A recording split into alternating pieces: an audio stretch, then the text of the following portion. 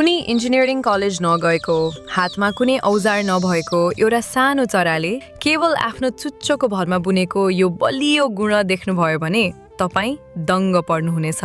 हो, आज हामी कुरा गर्दैछौँ प्रकृतिको सबैभन्दा कुशल इन्जिनियर चरा, तोप चरा अर्थात् बाया वीवरको बारेमा। भौगोलिक रूप र प्रजातिको कुरा गर्दा जीव वैज्ञानिकहरूका अनुसार विश्वभर वीवर बर्ड अर्थात् गुण बुन्ने तोप चराका करिब 118वटा प्रजातिहरू पाइन्छन्। यीमध्ये अधिकांश प्रजातिहरू अफ्रिकी महादेशमा रैथाने रूपमा पाइन्छन्। तर हाम्रो नेपाल, भारत, बङ्गलादेश, श्रीलङ्का र दक्षिण पूर्वी एसिया जस्तै म्यानमार र थाइल्यान्डमा पाइने सबैभन्दा प्रख्यात प्रजाति बाया वीवर प्लोसियस फिलिपिनस हो। नेपालमा मात्रै यसका 3वटा उपप्रजातिहरू रेकर्ड गरिएका छन्, जुन विशेष गरी तराईका समथर भूभाग र चुरे क्षेत्रका खुला जङ्गल तथा नदी किनारहरूमा बस्छन्।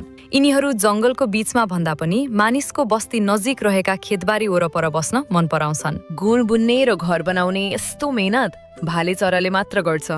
जेठ असार अर्थात् मनसुनको सिजन सुरु भएपछि भाले तोप चराको टाउकोको रङ चम्किलो पहेँलो हुन्छ र ऊ घर बनाउने अभियानमा लाग्छ।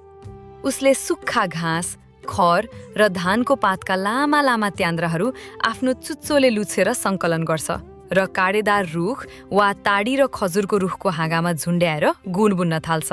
एउटा पूर्ण गुड तयार हुन करिब 500 देखि 4000सम्म घाँसका त्यान्द्राहरू चाहिन्छ र यसका लागि भाले चराले हजारौं पटक उडान भर्नुपर्छ।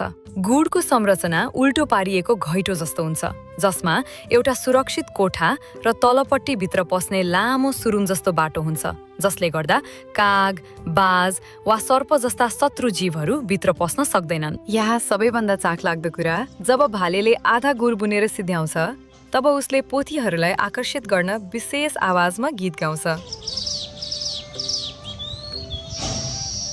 पोथी तोप चराहरू आउँछन् र इन्सपेक्टर जस्तै भालेको गुडको क्वालिटी चेक गर्छन्। यदि गुड बलियो भएन भने पोथीले त्यसलाई रिजेक्ट गरिदिन्छन् र भालेको हप्तौंको मेहनत खेर जान्छ। जब पोथीले गुड मन पराउँछन् तब मात्र उनीहरू बीच जोडी बाँधिन्छ र बाँकी आधा गुड दुवै मिलेर पूरा गर्छन्। तोप चराले बुन्ने गुडको अन्तिम रूपलाई ध्यान दिएर हेर्नुभयो भने यसको माथिल्लो भाग गोलो घैँटो जस्तो हुन्छ र भित्र पस्ने तल्लो भाग लामो सुरुङ वा नली जस्तो झुन्डिएको हुन्छ। गाउँघरका पुराना मानिसहरूले यसको यो लामो नली आकारको बुट्टालाई युद्धमा प्रयोग हुने तोपको नाल जस्तो देखे। गुडको यही तोप जस्तो अनौठो र विशिष्ट आकारका कारण नै यो चराको नाम रैथाने नेपाली भाषामा तोप चरा रहन गएको हो।